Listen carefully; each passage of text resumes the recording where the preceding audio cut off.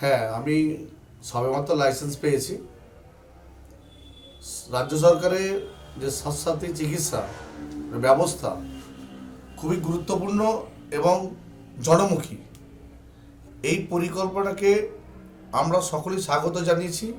এই জন্যে গ্রামের অত্যন্ত দরিদ্র থেকে শুরু করে সকল শ্রেণীর মানুষ সমস্ত রকমের চিকিৎসা পাচ্ছে এবং তার ব্যয়ভার গ্রহণ করছে রাজ্য সরকার, এবং সমস্ত রকম ফেসিলিটি দিয়ে স্বাস্থ্যসাথীতে যে চিকিৎসা করা হচ্ছে তাতে আমাদের সাধারণ মানুষের খুব উপকার হচ্ছে। যেটা বলা হচ্ছে যে বেড বেড একটা বা দুটো এমার্জেন্সি মানে দুস্থদের জন্য রাখার কথা, সেই বিষয়টা কি কোনো চালু হয়েছে হাসপাতালে? আমরা সবসময় দেখে আসি গ্রামের কিছু মানুষ একদম নিঃস্ব থাকে, যার ধর কেউ নেই বা আর্থিক সামর্থ্য তেমন কিছু নেই, তখন গ্রামের কিছু মানুষ, প্রধান বা গণ্যমান্য মানুষ, তারা নিয়ে আসেন। তাদেরকে আমরা বিনা চিকিৎসা করার ব্যবস্থা রেখেছি এবং আগামী দিনও রাখবো। এবং যদি কেউ এরকম কোনো সুপারিশ কোনো মহামান্য ব্যক্তি, প্রধান, গ্রামীণ সদস্য বা কোনো এমএলএ পাঠাই, আমি সে ব্যবস্থা করে দেবো। আচ্ছা, আরেকটা বিষয় যে স্বাস্থ্য সাথী কার্ডের জন্য অ্যাপ্লাই করেছেন বললেন, সেটা সরকারের কাছে কি কোনো আবেদন রাখবেন যে যাতে দ্রুত বিষয়টা এগোয়? হ্যাঁ, আমরা দ্রুত বিষয়, কারণ এখানে below poverty area, BPL area. হ্যাঁ আমরা রেখেছি, কালকে সঙ্গে সঙ্গে অ্যাপ্লিকেশান করে দিয়েছি এবং আমি চেষ্টা করছি আগামী 1 মাসের মধ্যে আমি স্বাস্থ্যসাথী পেয়ে যাব। এই আশা রেখে কাজটা দ্রুত আগাবার চেষ্টা করছি।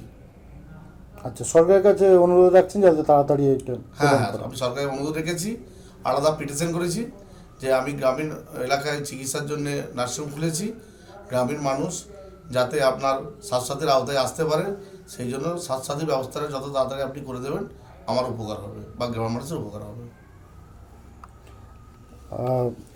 আপনার যে নার্সিংহোমের মানে নতুনভাবে যেটা উদ্বোধন হলো, আগে রোজল্যান্ড বা একটা নামে ছিলেন, সেই এলাকার মানুষ কতটা কি সহযোগিতা পাচ্ছেন, মানে কতটা কি আপনার সঙ্গে যোগাযোগ রাখছে? হ্যাঁ, প্রথম প্রথম হয়তো একটু মনে হয়েছে যে একটু একটা জায়গা থেকে আরেকটা জায়গায় শিফট হয়েছে, মানুষ অসুবিধা মনে করছিল, বা সেই আমতলার মানুষজনের জন্য কি বলবেন? কিন্তু সেই আমতলার মানুষজনই এখন নিত্য যোগাযোগ আমার সঙ্গে করছে বা যাতায়াত করছে, এবং তাদের আরও সুবিধা হয়েছে এই কারণে যে একদম ডিআইচ রোডের উপরে গাড়ি ঘোড়ার কোনো অসুবিধা নেই বা কোনো যানজট নেই বা কোনো জল জমা জায়গা নেই।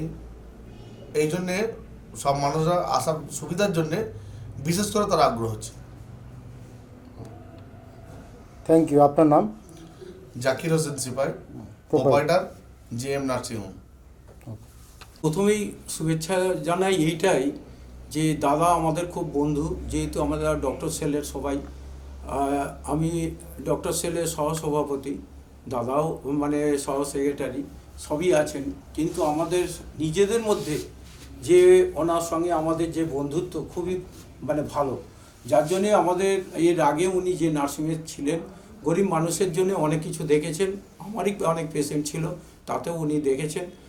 আশা করি এই নার্সিং হয়ে যেহেতু একার হয়েছে, সেই হিসেবে উনি একটা কথা বলেছেন যে গরিব মানুষের যদি কোনো পেশেন্ট আপনারা পাঠান, নিশ্চয়ই আমি তাদের জন্য দরকার হলে বেড ফি করে দেবো, এমনকি খাওয়া পর্যন্ত ফি করে দেবো, এবং দেখানোর জন্যেও পর্যন্ত বলেছেন। এবং রবিবার করে উনি বলেছেন যে আমি প্রেশার দেখা এবং সুগার দেখা এই জিনিসটা 10টা পেশেন্ট দেখব, যদি এমার্জেন্সি কোনো পেশেন্ট কেউ হঠাৎ এসে বলে যে আমারটা এই দেখে দিতে হবে, গরিব মানুষ, তার জন্য বলেছে 10টা হলেও তার জন্য একটাও যদি আরও দেখতে হয় তাও দেখে দেওয়া হবে।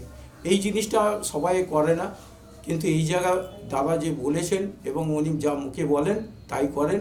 এবং দিদি, যেহেতু আমরা মাটি মানুষের সরকারের অধীনে আমরা থাকি, দিদিকে আমরা নিশ্চয়ই জানাবো যাতে আমাদের স্বাস্থ্যসাথী কার্ডের ব্যাপারে এখানে ব্যবস্থাটা হয়, তাতে আমাদের এখানে যেহেতু সবই হচ্ছে গরিব মানুষ, সেই গরিব মানুষের কথা ভেবে যাতে তাড়াতাড়ি হয়, উনি বলেছেন 1 মাসের মধ্যে যদি হয় তো খুব ভালো হয়, কারণ এই গরিব মানুষগুলোকে অন্তত আমরা এই সাহায্যটুকু করতে পারব। এই বলে আমি বক্তব্য শেষ করছি। নমস্কার, আমি জগবন্ধু মণ্ডল, গোতলাট নার্সিং বলেছেন। এবং সরকার যেহেতু গ্রামের যে রাস্তাগুলো প্রচণ্ড মাটি ছিল, মানে ছিল না, সেই জায়গাগুলো এখন রাস্তা পাকা হয়ে গেছে। পাকা হওয়ার ফলে উনি বলেছেন তার জন্যে ফ্রি 5 কিলোমিটারের মধ্যে যদি কোনো পেশেন্ট হয় ফ্রিয়ে তাদের অ্যাম্বুলেন্সের ব্যবস্থা করা হবে। এইটাই বলেছেন, মানে অনেক আমাদের, আর এইগুলো তো বললাম, এইগুলো করবেন, সেটাই অনেক। আপনার নাম? আমার নাম জগবন্ধু মণ্ডল।